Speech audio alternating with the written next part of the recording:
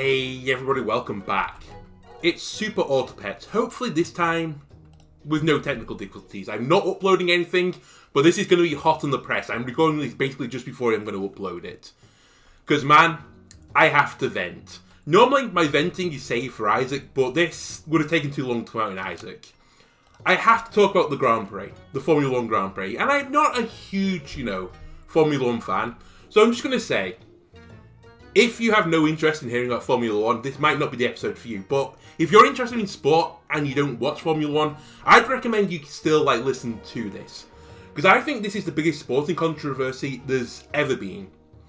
Bold claim, but I'm going to try and explain to you why. And first, we're going to talk about the circumstances. So we're going into the final Grand Prix of the season, which is at Abu Dhabi. Our leaders of the championship are Lewis Hamilton and Max Verstappen. They are joint on points, so whoever beats the other one wins the championship. It's as simple as that. That's easy. If they both crash out, by the way, and finish on the same points, or they both finish outside the points, Verstappen wins because he has more race victories. Now, I want to speak in isolation about the major incident that's gone down. You may have seen on the news, you might have seen on social media, about the controversies. So, fast forward to the final 5 laps of the race. Lewis Hamilton is in the lead by somewhere between 11 and 12 seconds. There are some back markers because they've lapped some cars between him and Max. And basically, he's just driving up the road to victory. And it's basically inevitable victory at this point. And what happens? There's a crash. Happens all in Formula 1, someone has an accident. And unfortunately at Abu Dhabi, there's not a lot of run-off areas and a lot of corners, and he just straight up hits a wall, car breaks down, and it has to be retrieved. Debris goes over the track, and the race is yellow flagged. Now, again, for people not familiar with Formula 1, what does this mean? What does the yellow flag mean? It means that a safety car comes out, the cars all slow down, go behind the safety car, and basically just follow him around the track at a normal driving speed, so that marshals can retrieve the carcass of the car and the debris off the track safely. Fair enough, that makes sense, and there are benefits to the yellow flag. For example, Max Verstappen was able to get a pit stop. So Lewis Hamilton had been on, 40-year-old tyres, 40-lap-old tyres. He couldn't go into the pit. I'll explain this again a bit later on for some of the counter to people saying Mercedes had a really bad strategy here, which they didn't.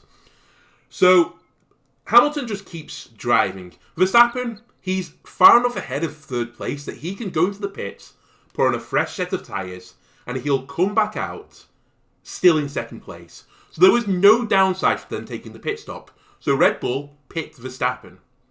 He puts on a fresh set of tyres, he comes back out. So the race now, behind the safety car, with 5 laps remaining, I just want to add. So Hamilton was basically driving up the road to victory before this happened. He was 12 seconds ahead and was pulling away from Verstappen. He was over. Even Red Bull's principal, Christian Horner, went over the radio and said, guys, we need a miracle to win this. Doesn't help any controversy stories, but I'm not going down controversy pathways. Just the pure facts of what happened in the race. So they bunch back together because, again, this is the safety car. You all bunch back up. You're driving around like a little centipede around the safety car. Normally, it takes a few laps to, clear a car and clear the debris. So Mercedes basically are banking at this point that by the time the debris has been cleared, the race is going to end. It's going to take 5 laps for this to be sorted out, and we win the championship behind the safety car. Is it a bit of a sour way to end the championship? Sure, it's been a great championship. And again, I don't want to boil the championship down to one race, but it was such a huge implications on this one race that kind of it has. So, following each of the rounds, Mercedes, they're pretty certain, the race is going to finish behind the safety car. And Red Bull on the radio, going come on, Michael fucking Massey, who's the race director, by the way. His middle name isn't fucking, but for the sake of the rest of this video, it is Michael fucking Massey, because he is a fucking arsehole. He says, okay, The rulebook has rules. Funny that, isn't it? The sport has rules and regulations regarding basically the safe release of cars after an accident. And after they'd done 3 laps behind the safety car, we hit a scenario that normally, under any other race, the cars that were lapped and were out of sequence, basically from their actual positions, they would unlap themselves. Basically, the HQ would call them all and say, like, listen, if you're lapped, unlap yourselves now, drive around, the rest of the cars stay behind the safety car, and they'll come back to the back end of, the tail of the grid. So they were back into the positional order. But if you do that, the safety car has to come in on the lap afterwards, because you have to let the cars that were being unlapped rejoin the back of the grid or have a chance to get to the back of the grid again. But that still means that the race finishes under the safety car, because the safety car would then come in basically on the last lap. So it just finishes as, Hamilton just controlling the release of the cars, and he would just drive through to victory. Again, bravo Mercedes, your strategy was correct here. You have won the race. But the rules and regulations do have alternatives in place. For example, they could not release the cars as an alternative, or unlap the cars. By that means, the back markers would stay in place, but then you don't have to give the extra lap for the safety car to come in. So it could come in and give them 1 racing lap left. And this would have been all within the rules of the sport. This would still be fine for Mercedes. There was, I think, 4 cars between position 1 and position 2. And then there was a few cars as well between 2 and 3. If there was 4 markers there, they are, they're obliged to let second place come through. And by obliged, but within the rules, have to give clearance for Verstappen to come through. But it still takes time to get around these back markers. So Hamilton would have literally just driven away from the back markers. He would have pulled the gap on Verstappen that was so big that even after he passed the back markers, he wouldn't have caught up. Hamilton still wins the race. So Mercedes' strategy based on the rules of the sport were fine. They had played it right. They played their cards right. They were winning the championship. This is where the controversy comes. Now, I would like to add, there are plenty of times in sports where there have been contentious decisions. 1966 World Cup for England, a goal that didn't go in was counted for England, and they went on to win 4-2. I think it was the 2010 World Cup, I don't remember exactly. England again against Germany had a goal that went in, but wasn't given, and they lost the game. There are plenty of other times I imagine in sports, like American sports, where, they've missed calls or something, and, you just get on with it, you are a bit salted by it, but it's just a missed call. There's been times probably where, referees and stuff have tried to make the rules, and follow the rules, but they may have made a mistake. Like, for example, a referee, again, English, famously yellow carded someone 3 times in a game and then sent him off, whereas he meant to yellow card someone twice and send them off. That was just a mistake, though, from the referee of, applying the actual rules of the sport. Millie, can you not chew the headphone cable while I'm recording? Could you do that for me? Just the one thing while I'm ranting. Daddy's having a rant.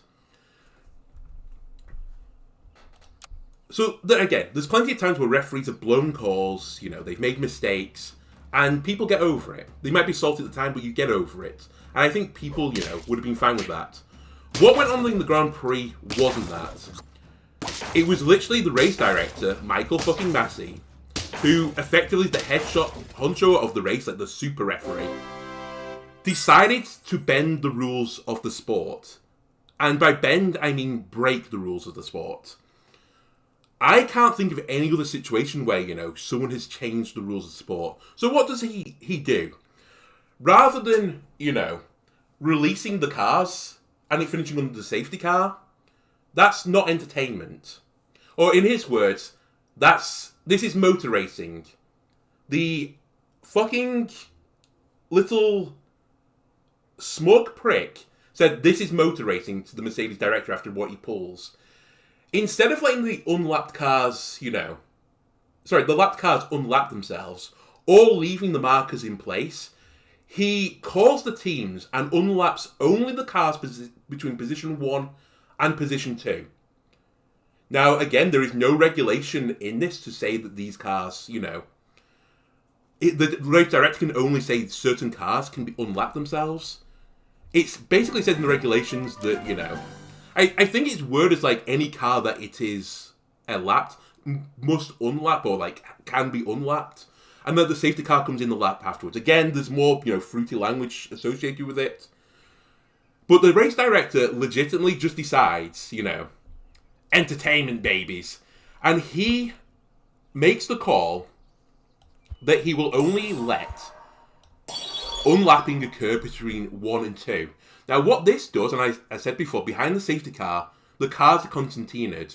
So whereas before Lewis Hamilton was, 12 seconds up the road with back markers between him and Verstappen, for the title, again, the order this is finished in, Verstappen is now literally behind Lewis Hamilton. Not even behind in one situation where he went ahead, which again, you're not meant to do under the safety car, but I'm going to ignore this decision. I don't think Mercedes have much claim to that one. But he's now behind him on a fresh set of tyres, and Hamilton is out on his 40 lap all tyres. So the race is now no longer a race. It is obvious that when the restart happens, Verstappen is going to coast past Hamilton. It's not even going to be close. Basically, any other car on a fresh set of tyres versus someone on 40 lap all tyres is going to go around them pretty comfortably, other than maybe like the Haas, who's literally at the back of the grid. And even then, they would be running close. But again, you might be saying, oh, and Alona, the rules say that the safety car comes in the lap after the unlapping starts to take place. Yes, again, if Michael fucking Mast follows the rules, the safety car comes in the lap afterwards. So it's still, regardless of this, Hamilton is going to win the race. Verstappen is going to finish behind him. But again, what Michael fucking Mast decides to do is that the safety car is going to come in on the same lap as the unlapped cars start to unlap. Or the lap cars start to unlap. Which is actually bullshit. And probably against the safety regulation. Because then not only does Hamilton, have your championship car behind you, or championship challenging car behind you, with fresh sets of tyres, there's also then not the clean air in front of him anymore. Because, 3 or 4 backmarkers have just passed him and haven't had time to catch up to the back of the grid.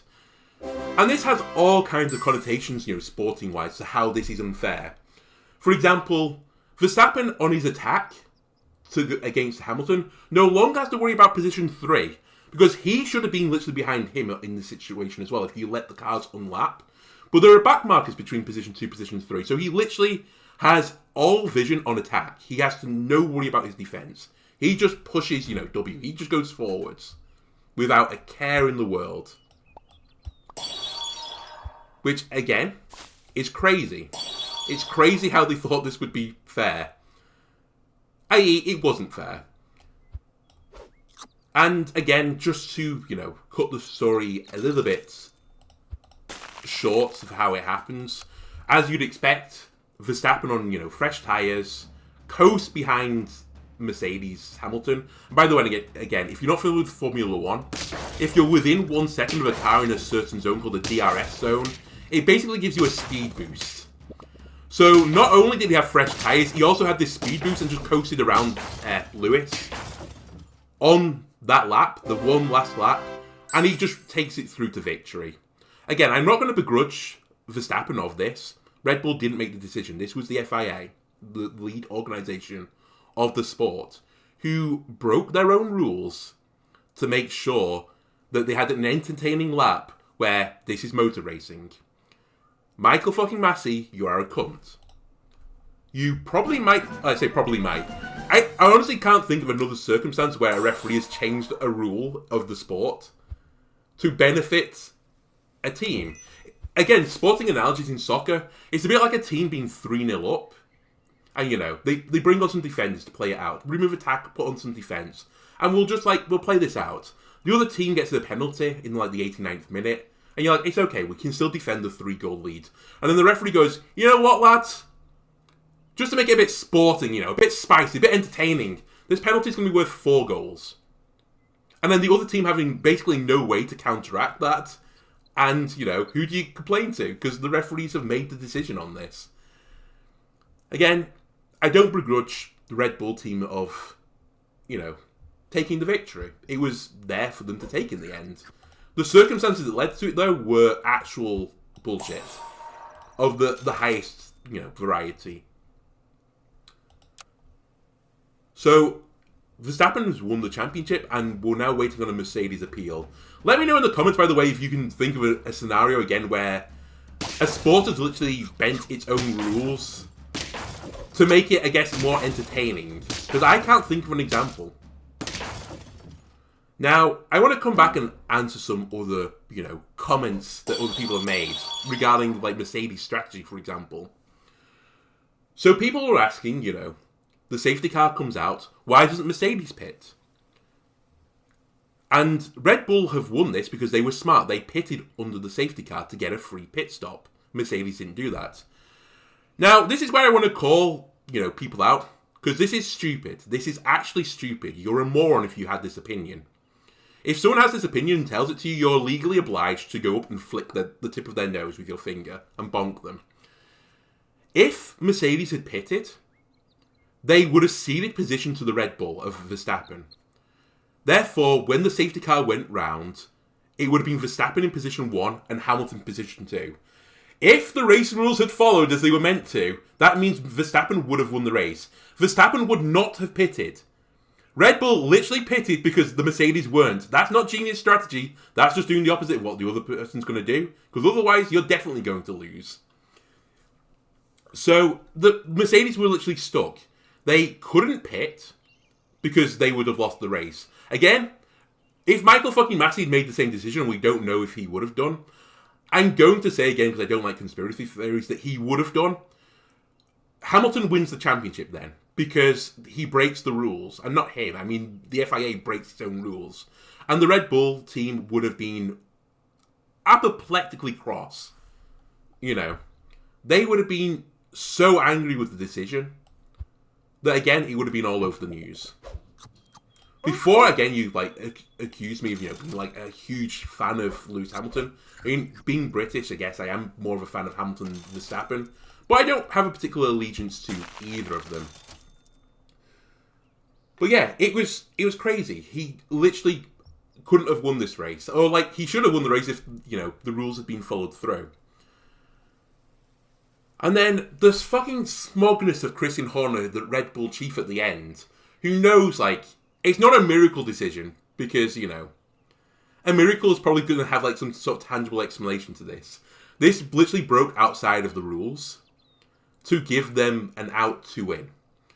He says at the end, and he quotes the late Niki Lauda, one of the bosses of Mercedes, and says, Lauda would have wanted to go racing.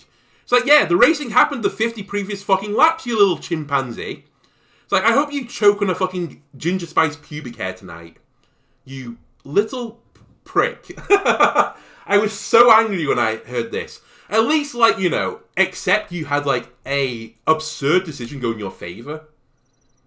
That it wasn't, within the rules. And then, just shove it under the carpet almost. Just go yeah, this shouldn't have happened. Well, we're happy, match 1. It was such a close championship. You could have worded it like this. And, you would have come out, looking decent from it. At least, what's the word I'm looking for? I can't think even right now. Just too angry. Can't think, too angry. He would have come out of it at least, magnanimous. Rather than, coming out again like a smug prick. But yeah, quoting, the late principal of another team, who have just been, basically robbed of the championship. Not the nicest of things to do. Again, I don't begrudge the drivers, and I think they generally handled it well at the end of the race. But some of the principals and stuff are just, children. And again, I don't think it's particularly fair that, again, the team bosses can, talk to the race director. There's literally a transcript between, Christian Horner and Michael fucking Massey, the race director, where he's Michael, it's what are you doing? And it's listen, Christian, just leave me alone for a minute. We're racing. And I don't think he says we're racing. He says something else. Just leave me alone for a minute. We're sorting this out safely. And then Christian goes, we only need one more racing lap. And, you know, the decision is changed, because initially he said on the first 3 laps, like, the unlapped cars will not unlap. That was his initial message. And then he changed it literally on the same lap, you know, breaks the rules casually, lets some cars unlap themselves, and then, you know, just gets on with it. I'm amazed that only Mercedes complained by this, by the way. The only team that, you know, appealed the decision. If I were Ferrari, who were in position 3 at the time, I would have appealed it. Because, like, it sets such a dangerous precedent in the sport that the race director can literally overwrite the rules of the sport. So that, you know, no team can predict it. Why have analysts for teams if the race director can literally just change his mind to how the sport is going to work? And, like, how do you plan for that? Like, if I was the boss of every other team, I'd have put in complaints. It's crazy, actually crazy.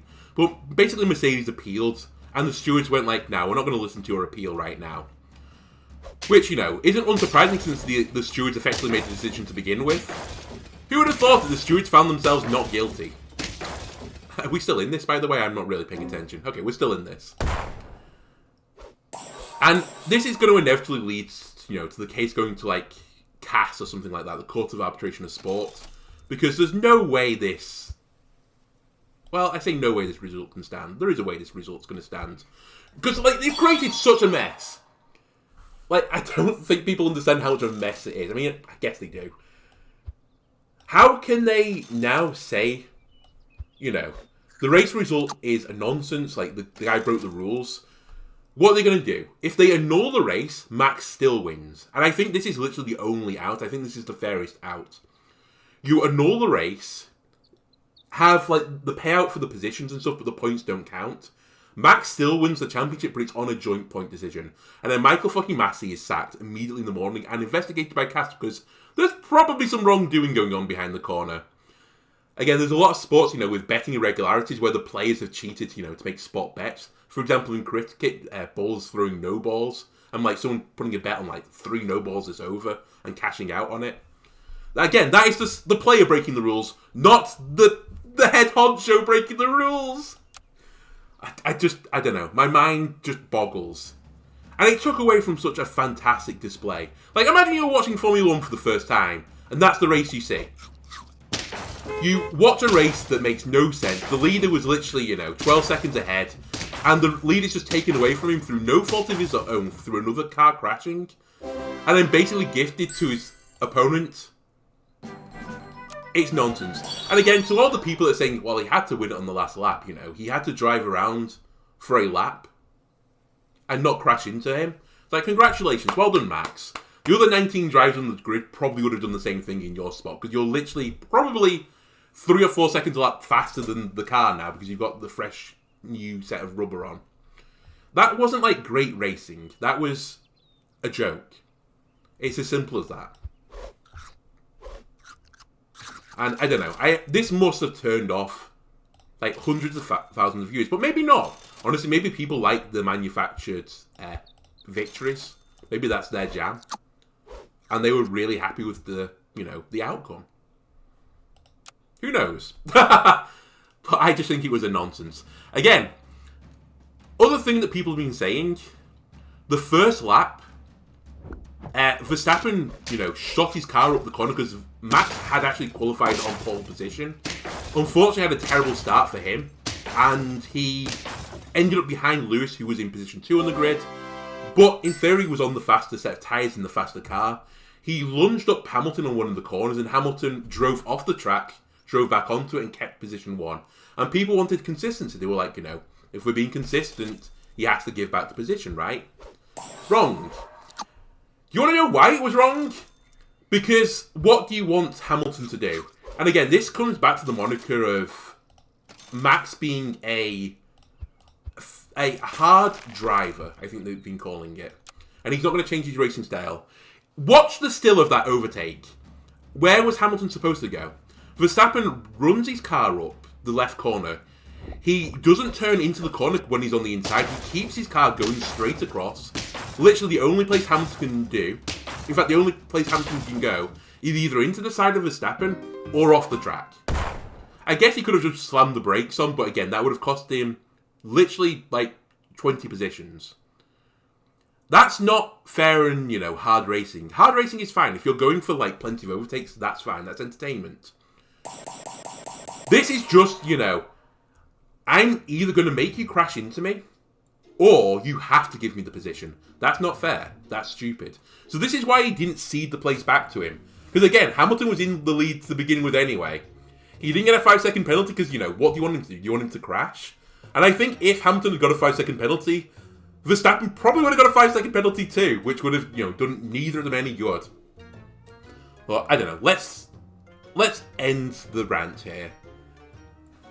Again, let me know in the comments below if there's any other sport where, like, the race director, if, like, the referee has changed the rules legitimately, not made a mistake, but changed the rules to make something more entertaining. Because I'm telling you, this is going to end up in CAS and it's not going to be pretty. It's not going to be pretty in any way. There's no way, though, the result can be given to Hamilton. Like, they can't, like, you know, go back to the result 5 laps from the end and just say, you know, well, that's the end of the race. That's how it would have played out. Because that's not how, you know, circumstance works. Had, like, they just been tootling around with no pressure and Hamilton knew it was going to tootle around to the end, he might have crashed for all we know. But we don't know, because, you know, the FIA robbed us of that. Anyway. Rant over. I don't know how many wins we just got. I think it was 6. Right. Head back in the game. Double ant. Ant, roll me. I'm content with a beaver. Oh. Yeah, let's roll a beaver. I'm not fancying us to win this round. We're going to be the overexcited antis.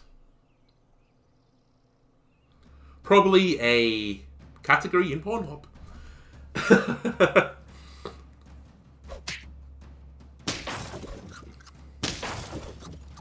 Okay, we tie this, that's fine. Right, what are we looking for? We're looking for beetles and ladybirds. There's a ladybird, there's an ant. I like the triple chance, so we'll take it. I'm going to pick up the ladybird first and sell the beaver, actually. Normally I don't sell... Oh, actually, no, let's leave the beaver. We leave the beaver. Then, rather than eating food right now, I think I would prefer to combine one of the ants and just pick up the fish. I know if I picked up food... Actually, no, we shouldn't have done. We should have just put food on someone. That's the whole advantage of the ladybird. I should have fooded the fish, for example, and then the ladybird would have got +1/+1. Okay, that's a bit of a misplay. Shouldn't make a huge difference, though. Okay. Strong cricket. Nice buffs for me that worked out pretty nicely. Trade. And trade. Okay, we tied. The +1/+1 I don't think would have made a difference. I think we still tie it. But I'm not going to run the numbers, just in case I'm wrong. Combine the ants, that gives me a tropical fish. We'll run a tropical fish. And in fact, I'm pretty content for you to pick up the buff. I think I'm going to unfreeze the beetle now. You're too late to the party, because I'm going to pick up a swan instead. Then I'm going to run... You know what? I'm going to keep the ant frozen for now. I get more advantage placing food instead. So I'm going to honey the swan. The swan is probably going to stay here for a while. You know what? Tabby Cat is something I've considered, but not right now. I need to remember that the Tabby Cat is coming up for, like, food build. Because I think some combination of, like, Beetle, Ladybird, Tabby Cat might be the best, you know, out for the start now. Anyway, the Tropical Fish will buff health on these 2 units. I actually should really move this around. I shouldn't have the Ant taking the health. I should have the Swan taking it. The Swan is the most likely unit to stay till, like, the end of the game. Because you give me money. 1313 Ladybug scares me. But we trade, thank you. Oh, no, we don't. Damn, you were horny, I forgot. Alright. Fair enough. You got a great hatching chick there. You know, save him, adore him. Let's move things around, and we'll have the swan here. I'll pick up an ant. I'll pick up a fish. I'll pick up another ant. And honestly, I'm content with this squad. The Ladybird is definitely next for the chop. Because I'm not really going with food strats right now. We're probably going towards bison strat, actually, with this nearly tier 3 ant. Okay, you're a food lord. Ooh, that's a bad trade for me. Really bad trade. You know what? Congratulations, that melon armor has I think it won it for you, basically. And probably saved you from losing. Shall we roll a temporary bat? Because honestly, the ladybug is not giving a lot of value. I think no for the time being. What I will do instead is I'm going to meet the fish, which gives my ladybird some bonuses. We'll pick up another swan. And honestly, we'll pick up a temporary cupcake, I think. On the fish. Freeze the swan. And I'm hoping... I don't even remember if bison's even in this pack, but we're hoping for bison. Something that will scale. Okay, you're running a 4-squad Marty. I respect it. Anyone that runs less than, 6? 6? 5? Anyone that runs less than 5, you always had my admiration because you're pushing for the stars. Right, you might land on the moon, but you're still going for it. Ooh, okay. I think it's time to make drastic substitutions.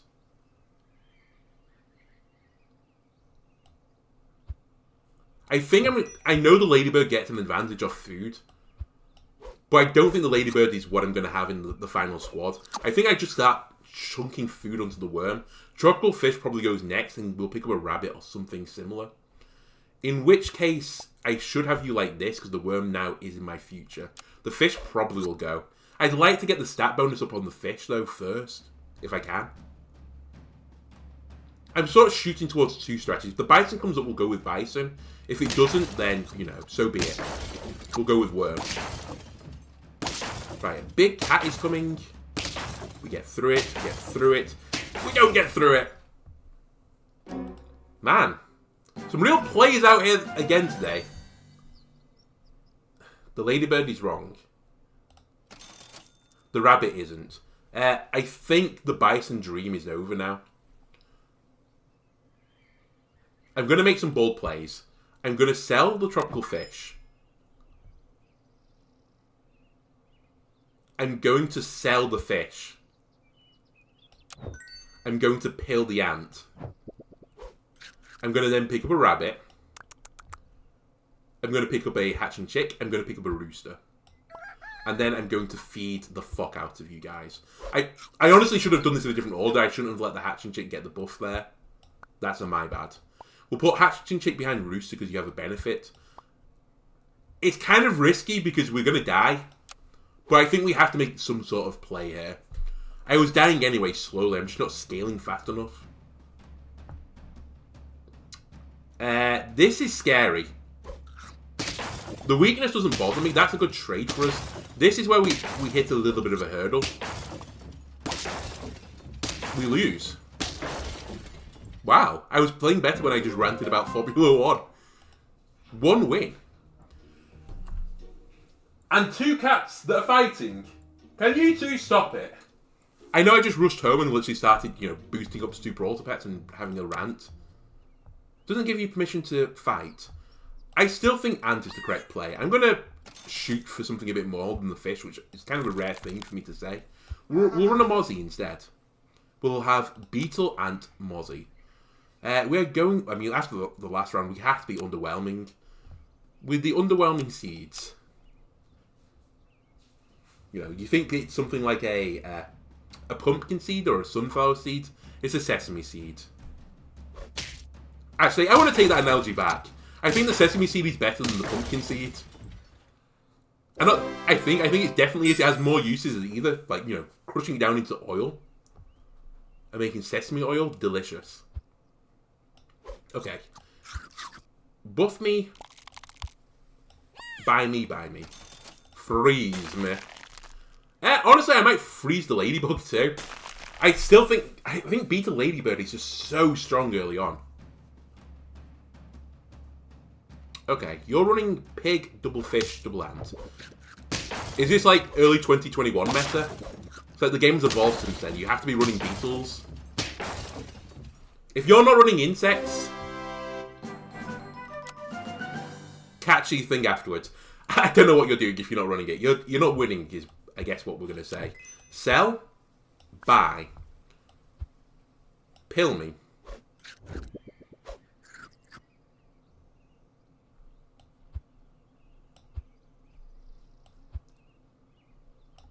Buy me.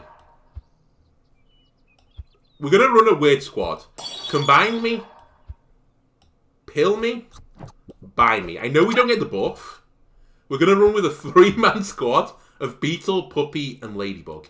But I now have my future planned out. We're probably going to head towards a food build. And then just save 3 gold per turn. By the way, this is a chunky Beetle.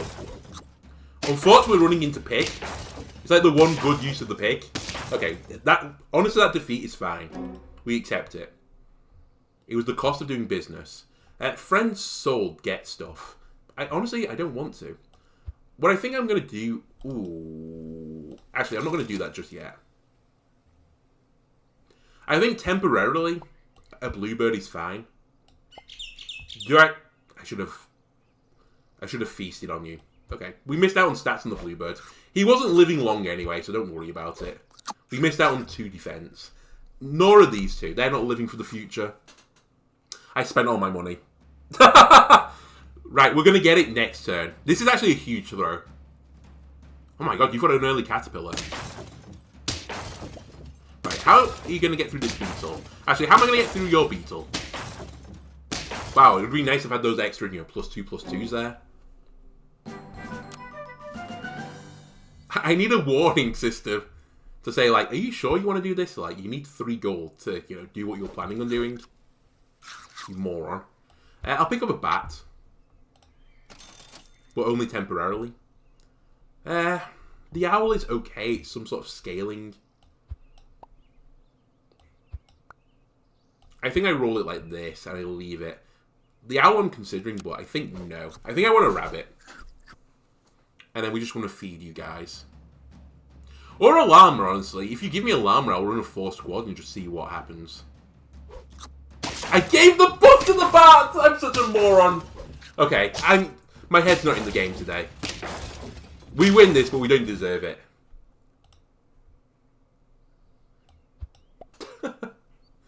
Alright. There's nothing here, again, that appeals to me.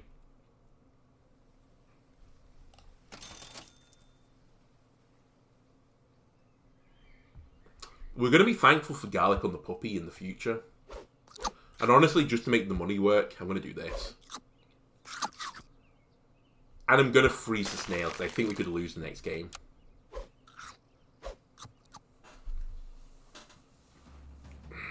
We're scaling very slowly.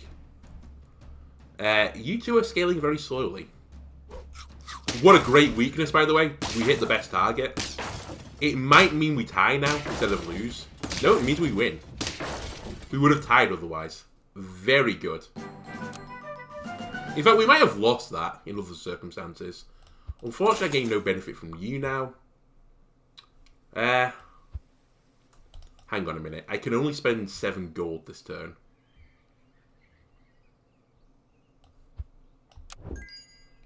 Sell?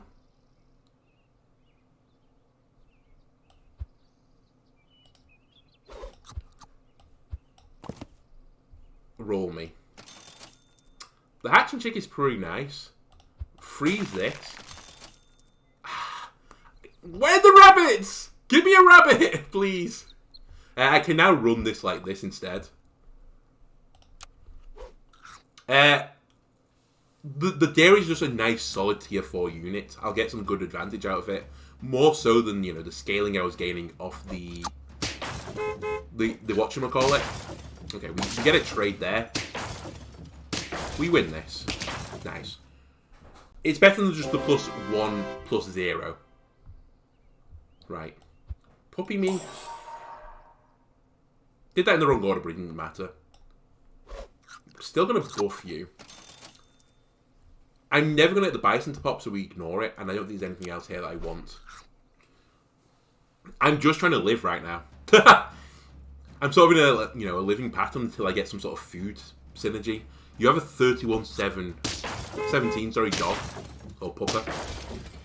We're definitely losing this. Can you? No, you can't. Alright. We're definitely behind the curve now. I swear down, like, it just doesn't exist. 3 pets +1/+1.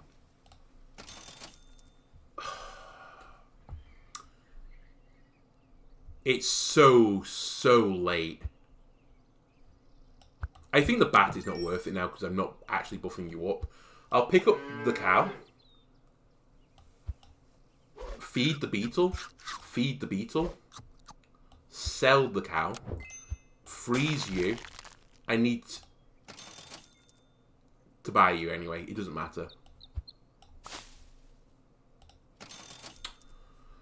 I die if we lose, so we don't pick that up. I freeze you instead. We're losing. It's way too late for the worm. But it's what I need. And now I can sell the ladybug. How do we get through the 24-30 beetle with garlic and then the 13-11 rooster? Answer, we don't. This is going to do it for this episode. If you enjoyed the Formula 1 rant, please leave a like, comment, subscribe. And I'll see you next time where I try and focus on the game a little bit more. Goodbye.